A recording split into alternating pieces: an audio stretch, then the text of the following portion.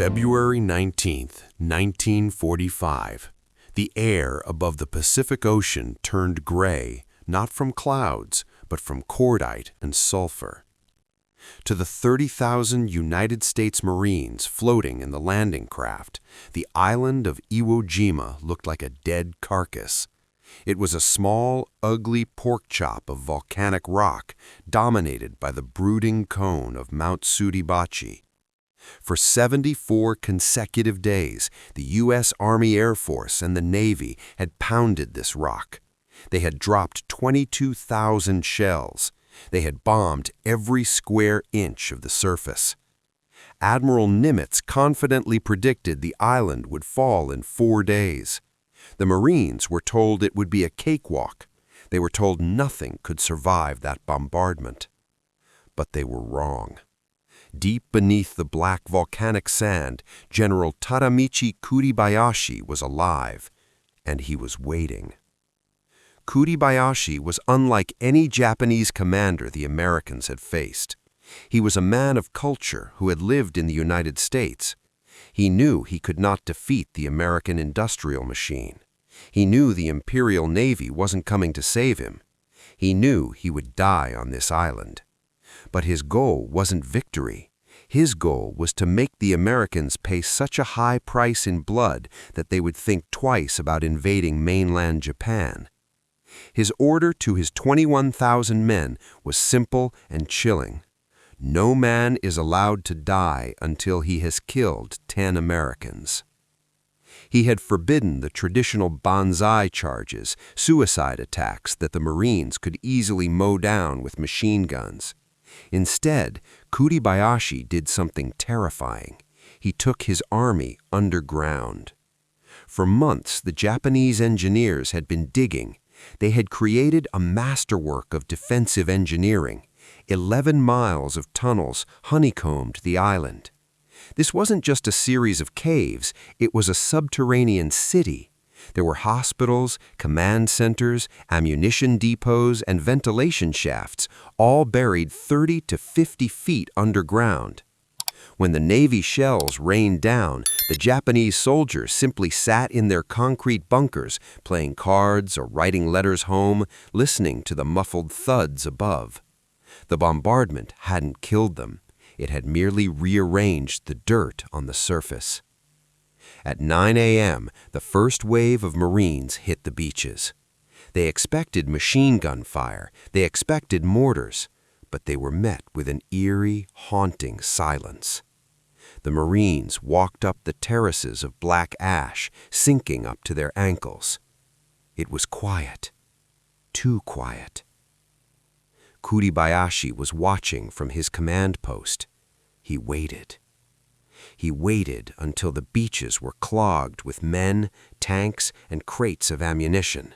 He waited until the Americans were bunched up, disorganized, and struggling in the soft sand. Then, at 10 a.m., he gave the order. The island suddenly erupted. But the Marines couldn't see where the fire was coming from. There were no muzzle flashes. The Japanese were using smokeless powder. The fire came from spider holes, tiny camouflaged trapdoors in the ground. A Japanese sniper would pop up, shoot a Marine in the back, and disappear back into the earth before anyone could spot him. The pillboxes were even worse. They were reinforced with steel and concrete, buried so deep that only a tiny firing slit, mere inches high, was visible above the ground. They were positioned in a way that supported each other. If a Marine squad tried to flank one bunker, they were instantly cut down by a second bunker they hadn't even seen. It was a massacre. The Marines were fighting a ghost army. Corporal Thomas Baker, a veteran of earlier campaigns, described the terror. You'd see a buddy drop. You'd look to where the shot came from, and there was just a rock. You'd shoot the rock, and a mortar would hit you from the other side. You couldn't fight them because you couldn't see them. By the evening of D-Day, the beaches were a slaughterhouse. 2,400 Americans were casualties. The 4-day battle had turned into a nightmare. As night fell, the Marines dug into the cold-smelling sulfur fumes venting from the earth. They realized with a sinking dread that their rifles were useless, their grenades were useless. Even their artillery couldn't penetrate the 30 feet of rock protecting the enemy. The enemy was invisible. He was everywhere and nowhere. To dig them out, the Marines realized they didn't need more bullets. They needed something that could flow like water, turn corners, and consume the oxygen in the deep, dark tunnels. They didn't need to shoot the enemy. They needed to burn him out. Hawaii, late 1944. Inside a restricted workshop at the Schofield Barracks, a group of engineers from the Chemical Warfare Service and the Navy Seabees were staring at a problem. The reports coming back from islands like Peleliu and Saipan were horrific. The Japanese were digging deeper. The traditional infantry flamethrower, the M2, was failing the Marines. To use an M2, a Marine had to strap 70 pounds of highly flammable, pressurized fuel to his back. He was a walking bomb. To fire it, he had to stand up, expose himself, and get within 20 yards of a Japanese bunker. On Iwo Jima, 20 yards was a suicide run. Japanese snipers were trained to shoot the tanks on the Marines' backs. When hit, the operator didn't just die, he became a human torch, incinerating everyone around him. The life expectancy of a flamethrower operator was measured in seconds. Colonel George Unmacht, the head of the Pacific Ocean Area's Chemical Warfare Service, knew this. He looked at the standard M4 Sherman tank sitting in the bay. "We need to put the fire inside the armor," he said. Washington had sent some light tanks with small flamethrowers, but they were weak. They ran out of fuel in seconds and couldn't reach the high cliffs. Unmacht's team decided to build a monster. They took the M4A3 Sherman, the workhorse of the American Army, and stripped out the 75mm main gun. In its place, they installed a massive, customized flamethrower tube. But they knew the Japanese were smart. If the enemy saw a tank with a strange nozzle, they would target it immediately with anti-tank guns. So, the engineers played a trick. They encased the flamethrower inside a dummy 75mm barrel. To the enemy looking through binoculars, it looked just like another standard tank. But inside, it was a dragon. The standard infantry flamethrower held 4 gallons of fuel. This new beast held 300 gallons. The infantry version shot fire for 7 seconds. This tank could fire for nearly 3 minutes continuously. The infantry version reached 20 yards. The tank, thanks to a high-pressure pump and a new secret thickening agent called Napalm, could shoot a stream of liquid fire over 150 yards. This was the POA CWS H-1. The Marines just called it the Zippo, or the Ronson, after the cigarette lighter slogan, "Lights first time, every time." The secret was the fuel.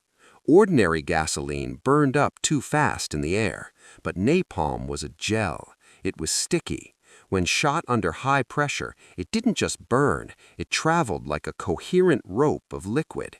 It could be skipped off the ground like a stone on a pond. It could be bounced off a cave wall to splash around a corner.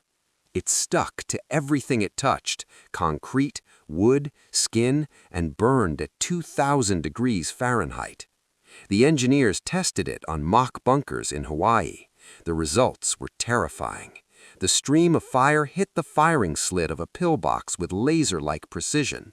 The gel splashed inside, expanding instantly into a fireball that sucked all the oxygen out of the room. Even if the dummy targets inside weren't touched by the flames, they suffocated as the fire consumed the air. By January 1945, the first batch of these modified Shermans was loaded onto landing ships bound for Iwo Jima.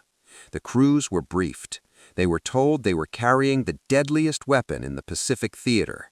They were told that they would be the primary targets for every Japanese gunner on the island.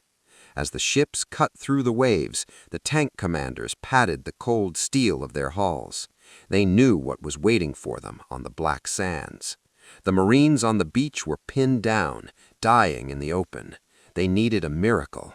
They were about to get a dragon. February 24, 1945. The approach to Airfield Number 2, Iwo Jima. Private First Class James Red O'Neill pressed his face into the black volcanic ash.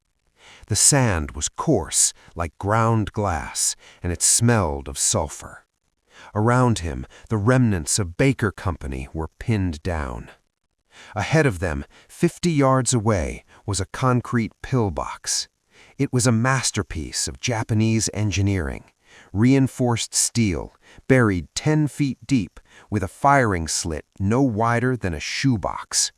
From that slit, a Nambu machine gun had been spitting death for 3 hours. "We can't get close," O'Neill screamed over the roar of mortar fire. "The grenades just bounce off." They had tried everything. They had called in naval gunfire. They had fired bazookas. The pillbox was immune. It was a tomb that refused to be closed. Then the ground began to shake. It wasn't the sharp crack of artillery. It was a deep, mechanical rumble that vibrated through O'Neill's chest. He looked back. Emerging from the smoke and the gray mist was an M4 Sherman tank. It looked like any other tank, painted olive drab, clanking heavily on its tracks. But as it pivoted toward the pillbox, O'Neill noticed the difference. The main gun barrel was a dummy. Inside the turret, there was no breech block for a 75mm shell. There was a high-pressure pump. This was the Zippo. The tank commander, Sergeant Miller, peered through his periscope. He didn't fire a ranging shot. He didn't need to. He simply keyed the microphone. "Burn 'em out." The nozzle in the turret made a sound like a giant inhaling, a whoosh thump. A stream of thick, oily, orange liquid shot out of the tank. It didn't behave like water. It was a gel, napalm. It traveled in a solid, heavy rope, arcing 60 yards through the air. It hit the concrete face of the pillbox with a wet slap. For a split second, nothing happened. Then, the igniter at the nozzle sparked. The world turned orange. The napalm didn't just burn, it clung. The sticky gel splashed against the concrete and slid through the tiny firing slit like a living thing. It coated the walls inside. It coated the gun. It coated the men. The heat was instantaneous and absolute, 2,000 degrees Fahrenheit. From his position in the sand, O'Neill watched in horrified fascination. The machine gun stopped firing instantly. A terrible, high-pitched screaming echoed from inside the bunker, cutting through the noise of the battle. Then, silence. But the Zippo wasn't finished. The tank continued to pour the liquid fire, painting the entire front of the bunker. The flames wasn't just burning the occupants, it was consuming the oxygen. The flames sucked the air out of the underground tunnels connected to the pillbox, suffocating enemies hiding 50 feet deep who hadn't even been touched by the flame. "Move up! Move up!" the lieutenant shouted. This was the tactic: blowtorch and corkscrew. The tank was the blowtorch. Now the infantry had to be the corkscrew. O'Neill and his squad scrambled to their feet. They ran toward the smoking, blackened concrete. The heat radiating from it was intense, singing their eyebrows. "Demolition team, up!" 2 engineers ran past O'Neill, carrying satchel charges, canvas bags filled with high explosives. They threw the charges into the smoking aperture and ran back. Boom! The explosion didn't blow the bunker up, it blew it in. The concrete roof collapsed, sealing the firing slit forever. The tomb was now closed. "Next one!" Sergeant Miller's voice crackled over the tank's external infantry phone. The Zippo ground its gears and lurched forward, its tracks crunching over the cooling lava rock. Ahead lay the meat grinder, a network of caves and ravines infested with thousands of Japanese troops. O'Neill reloaded his rifle, his hands shaking. He looked at the sealed bunker, smoke still curling from the cracks. He realized then that the war had changed. There was no glory here. There was no fighting. There was only extermination. The tank was a factory of death, and we were the assembly line workers. God help them, O'Neill whispered, staring at the next ridge. God help anyone in those holes. The tank turned its turret, the compressor whined, and the liquid hell began to flow again. March 12, 1945. The Motoyama Plateau, northern Iwo Jima. By the third week of the battle, the war had stopped being a military engagement. It had become an industrial extermination. The northern part of the island was a moonscape of jagged rocks, sulfur vents, and deep ravines. Here, General Kuribayashi's defense was at its most fanatical. The Japanese troops were no longer fighting to win, they were fighting to delay the inevitable. They were deep underground, inside a labyrinth of tunnels that connected reinforced concrete bunkers, sleeping quarters, and hospitals. But a new sound had begun to haunt the nightmares of the men underground. It wasn't the crash of naval artillery. It wasn't the buzz of the P-51 Mustangs. It was a low, mechanical whine, the sound of a high-pressure compressor engaging. Inside Cave 402, Superior Private Sasso huddled in the darkness. The air was thick with the smell of unwashed bodies, dysentery, and rotting flesh. The tunnel was hot, heated by the volcanic vents below and the humidity of thousands of men breathing in confined spaces. "Tank," a sentry whispered from the tunnel entrance, his voice trembling. Sato gripped his Arisaka rifle. Usually, a tank meant they would fire their anti-tank guns, but this time the order from the officer was different. "Seal the blast doors, wet the blankets, move back." Sato knew what was coming. It was the yellow tank, the Zippo. Above them, on the rocky surface, the M4A3 Sherman flamethrower tank rumbled into position. Its commander, looking through the periscope, didn't see the enemy. He saw only a small black hole in the ground, a ventilation shaft for the tunnel complex below. He didn't need to see the enemy. He just needed to feed the cave.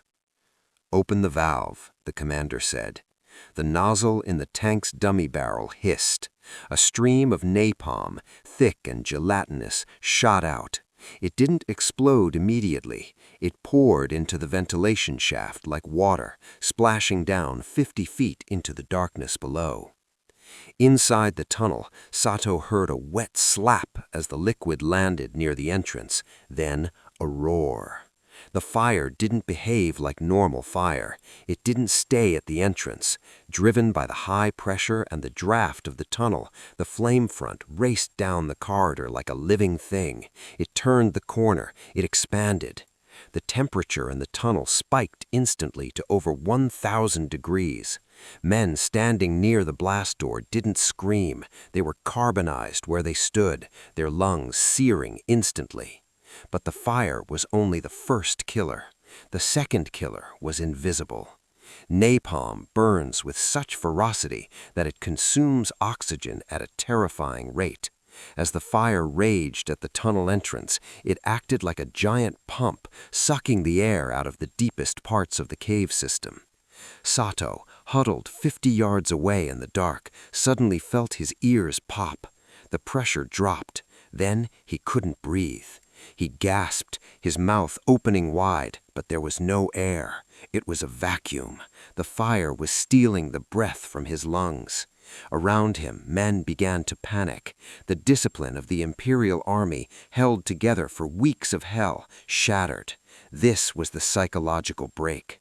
Soldiers who had sworn to die for the emperor, who had strapped explosives to their chests to dive under tanks, dropped their weapons. They clawed at their throats. They tore at their uniforms.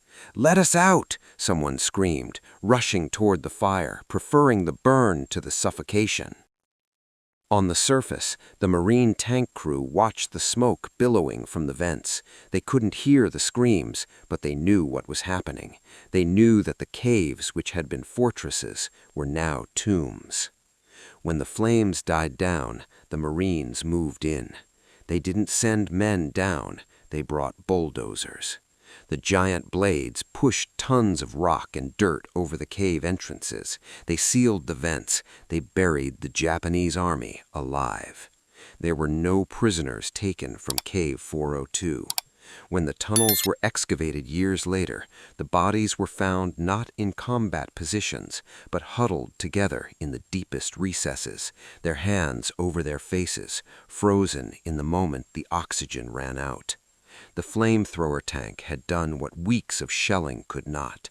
It had broken the will of the subterranean army. It taught them that the earth offered no protection, and that in the face of liquid hell, there was no honor in death, only terror. March 26, 1945. The silence was the loudest thing anyone had heard in 36 days. For over a month, the island of Iwo Jima had been the most violent place on Earth. The air had vibrated constantly with the roar of artillery, the rattle of machine guns, and the scream of dive bombers. But on this morning, the shaking stopped. The Battle of Iwo Jima was officially declared over. But for the men of the 5th Marine Division walking through the Gorge, a jagged ravine of sulfur and rock where General Kuribayashi had made his final stand, there was no cheering. There was no flag waving. There was only the smell. It was a stench that would haunt the survivors for the rest of their lives. A mixture of rotting eggs from the sulfur vents, cordite from the explosives, and the sweet, sickly smell of thousands of bodies burned beyond recognition. Private First Class John Miller walked past a cave entrance that had been bulldozed shut. The rock around the mouth of the cave was scorched white, bleached by intense heat. He knew what had happened there. He had seen the Zippo tanks work. A week ago, this ravine had been a death trap. Every rock concealed a sniper. Every crevice hid a Nambu machine gun. The Marines had thrown themselves against it, dying by the hundreds to gain mere inches of ground. The Japanese, faithful to Kuribayashi's orders, refused to surrender. They stayed deep underground, waiting to kill. Then the flame tanks arrived. Miller looked at the blackened scars on the landscape. The M4 Shermans, modified in Hawaii to shoot napalm, had been the only key that fit the lock. They hadn't fought the Japanese, they had erased them.